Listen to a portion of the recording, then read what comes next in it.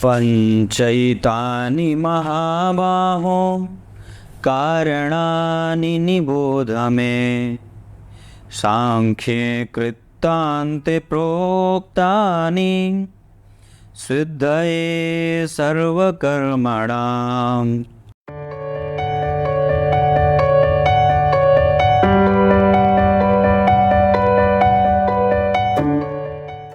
प्रिय दर्शकों, नमस्कार। एक बार फिर से उपस्थित हूँ आप सबके सामने बुधवार के कार्यक्रम में। आज आपसे चर्चा करने वाला हूँ काम त्रिकोण के बारे में। जैसे मैंने पीछे इस पे कार्यक्रम बनाया था धर्म त्रिकोण, जिसके अंतर्गत लग्न, पंचम और नवम भाव। तो जिस व्यक्ति की कुंडली में लग्न, पंचम और नवम भाव बलवान होते हैं, उस व्यक्ति के अंदर धर्म त्रिकोण की बलवती स्थिति देखी जाती है और वो उसके जो व्यवहार में धर्म की अधिकता होती है, यह धर्म धारण किया हुआ रहता है। उसके बाद बारी आती है अर्थ त्रिकोण की, जिसमें आता है धन भाव, छठा भाव और दसवां भाव। ये तीनों अर्थ त्रिकोण हैं। और उसके बाद बारी आती है काम त्रिकोण की। काम त्रिकोण के अंतर्गत तीसरा भाव, सातवां भाव और एकादशवां भाव, ये तीनों काम त्रिकोण होते। वस्तुतः इस पे मैंने चर्चा धर्म, अर्थ और काम, और अगली चर्चा होगी मोक्ष त्रिकोण पे। पर बात जब काम त्रिकोण की होती है, काम का अर्थ होता है कामनाओं की इच्छा। मतलब आपके अंदर जो भाव उत्पन्न हो रहे हैं वो अपने सुख के प्रति जो बातें उत्पन्न होती हैं उसे काम इच्छा कहते हैं।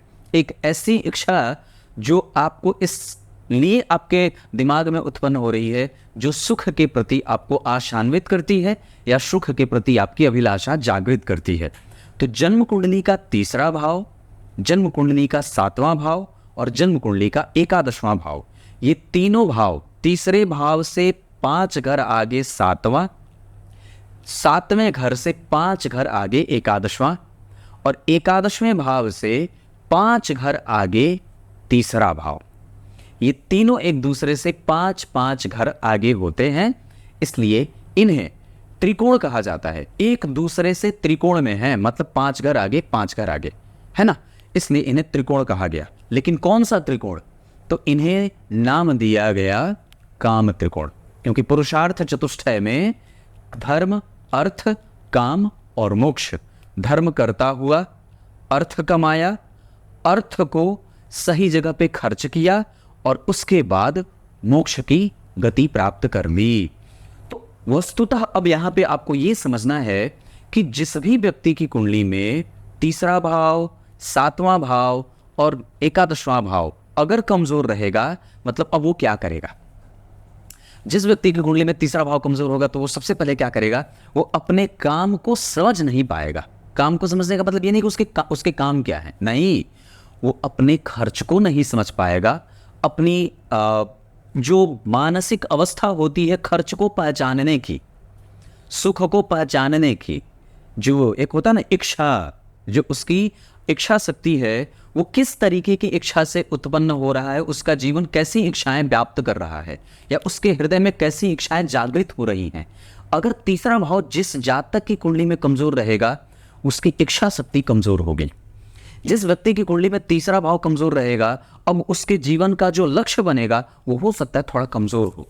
जिस व्यक्ति की कुंडली के तीसरे भाव में कोई नीच का ग्रह बैठा हो, उसका अधिपति अस्त हो, वो वहां पे कोई नीच का ग्रह बैठा, उस भाव का अधिपति मृत्यु को प्राप्त कर रहा हो, या अष्टम भाव में बैठा हो, 12 में बैठा हो, इसका अर्थ होगा कि वो अपने जीवन के परम लक्ष्य को पहचानने में उससे दिक्कत होगी और कई बार वो सांसारिक भोगों को भी अच्छे तरीके से भोग नहीं पाता है।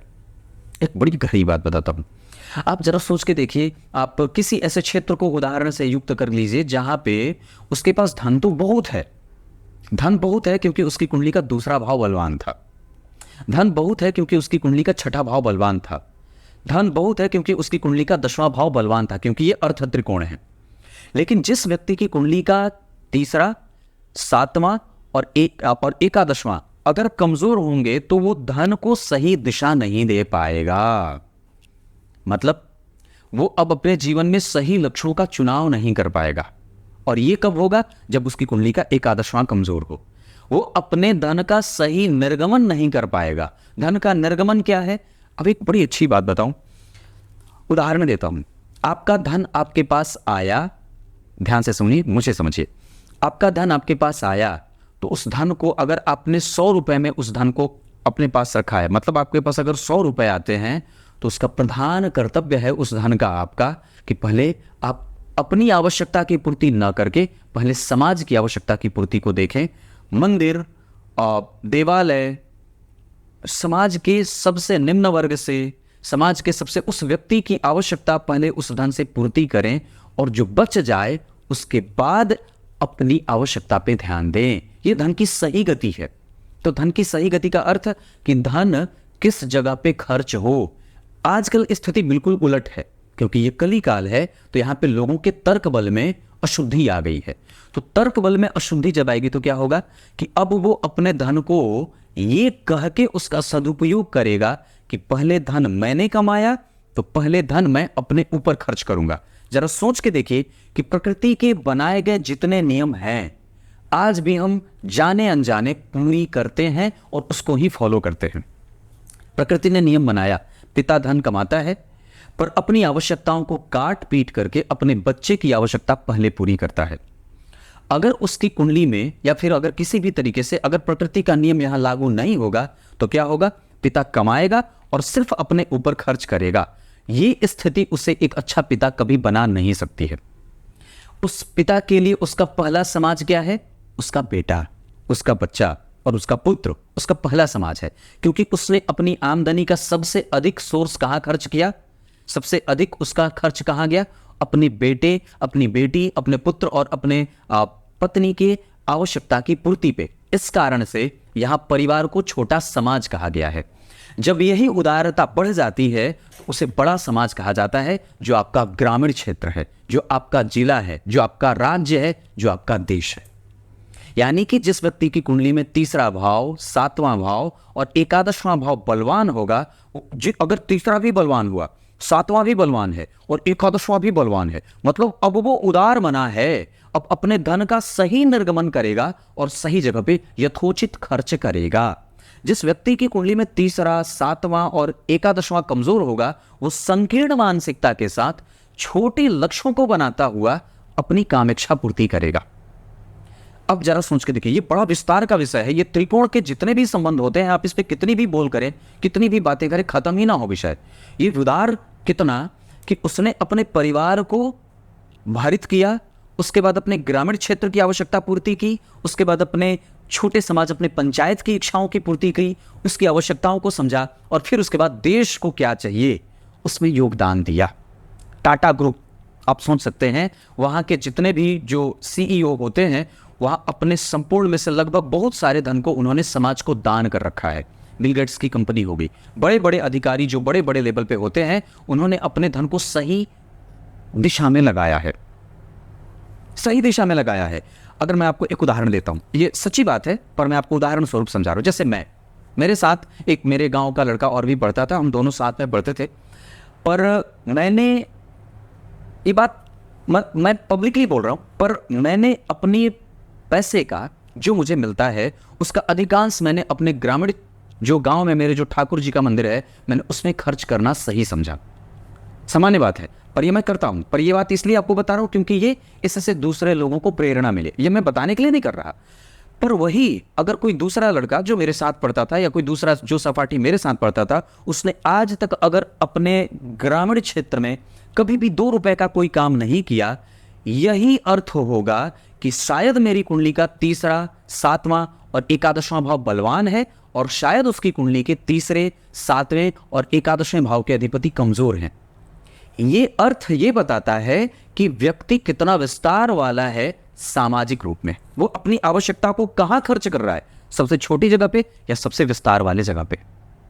अपनी इच्छाओं को बनाना, अपने लक्ष्य का निर्धारण करना, अपने दाम्पत्य पे खर्च करना, मतलब अपने सामने वाले जो आपका पति है, जो आपकी पत्नी है, उनकी आवश्यकता पे पूर्ति करी, उनकी आवश्यकताओं को समझा, अपने बच्चों की आवश्यकताओं को समझा और उनके ऊपर खर्च किया। पर उससे जो बचा वो अपनी पेट भरे और फिर उससे जो बचा वो आपने समाज को दिया।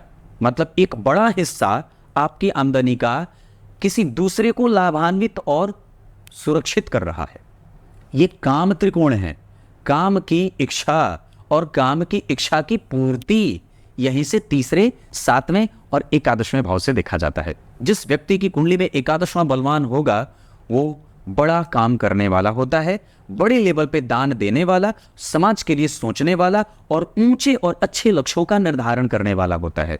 जिस व्यक्ति की कुंडली का सातवां भाव बलवान होता है वो अपनी इच्छा सिर्फ अपनी पत्नी से ही पूरी नहीं करेगा, अब वो अपनी इच्छा अपनी पत्नी की पूर्ति, अब अपनी इच्छा जो शरीर की इच्छा है, चाहे वो शारीरिक ही क्यों ना हो, अगर जिस व्यक्ति की कुंडली में सातवां भाव बहुत ज़्यादा डिप्रेस है या बहुत ज़्यादा हाईली एक्टिव है, मतलब अब वो अपनी शारीरिक इच्छा को अपनी पत्नी से पूरी करने के बाद किसी अन्य स्त्री से भी पूरी करने की कोशिश करेगा, मतलब अब उसकी कामेच्छा बढ़ी हुई है। ठीक उसी तरीके से अगर वो तीसरा भाव उसकी कुंडली का बलवान है तो वो अपने काम में निरंतरता के साथ अपने काम को लार्ज वे में देखने वाला होता है, मतलब उसका कम्युनिकेशन तो बहुत ही ज़्यादा विस्तार वाला होता है। आप समझ गए होंगे मैं क्या कहना चाह रहा हूँ, बहुत ज़्यादा तो नहीं, पर यह बात बड़ी गंभीरता से समझनी है कि आपकी आवश्यकता आपने कितनी छोटी बना रखी है और आपने अपनी आवश्यकता कितनी ऊंची और बड़ी और अच्छी बना रखी है। अगर अच्छा बनाया तो आपने समाज को सबसे पहले दिया। पहले के राजा महाराजा, पहले साधु संत महात्मा क्या करते थे? आप भगवान राम के चरित्र को देखिए, उन्होंने अपनी आवश्यकता पे कभी फोकस नहीं किया। अगर वो अपनी आवश्यकता पूर्ति कर रहे होते तो आज हमारे लिए वो प्रेरणा के स्रोत नहीं होते।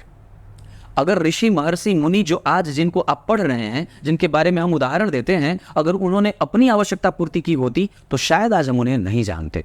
पर आज इसी वजह से कि हमारा इतिहास नहीं लिखा जाएगा क्योंकि हमने अपनी ज़रूरतें सीमित कर दी हैं और अपने परिवार को केंद्र बना दिया है। परिवार से बाहर निकल करके हमारे समाज में कौन भूखा सोया है। मैं एक बड़ी अच्छी बात बताता हूँ। मैं जब बनारस रहता था तो वहाँ पे एक भैया थे, उनका नाम था बिपिन नाम था।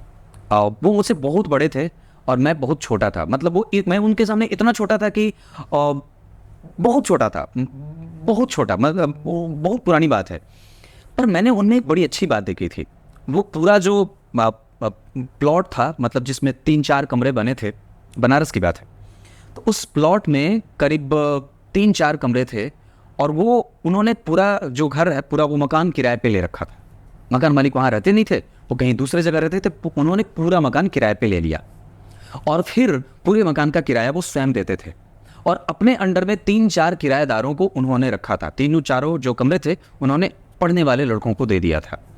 वो स्वयं कमाते भी थे और इधर से भी उनका एक अच्छा अलग से जनरेशन होता था किराए पे। मकान मालिक को 10,000 दिया और उनके ही घर को 10,000 के किराए पे लेकर के 11,000 कमा रहे थे। ये पहली बात। अब वो करते क्या था, मैंने उनमें बड़ी अच्छी बात देखी।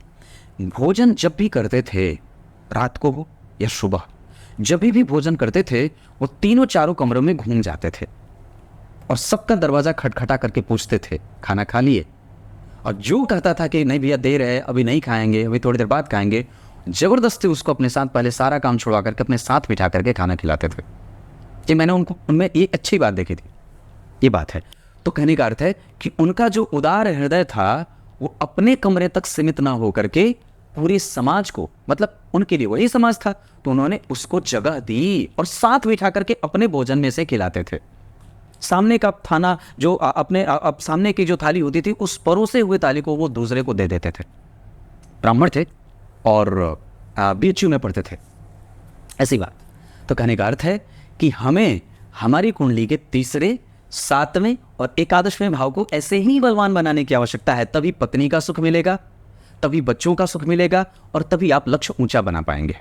तो मैंने क्या बात कही, जिस तरीके से मैं अपनी आमदनी का लगभग 60% अगर देता हूं तो 40% में से अपने ऑफिस के लोगों को देता हुआ जो मुझे बचता है मैं उसमें अपनी आवश्यकता पूर्ति करता हूं। पर यह 60% मेरा सबसे ज़्यादा मेरे ठाकुर जी को जाता है। क्लियर है? ये बात समझने वाली है।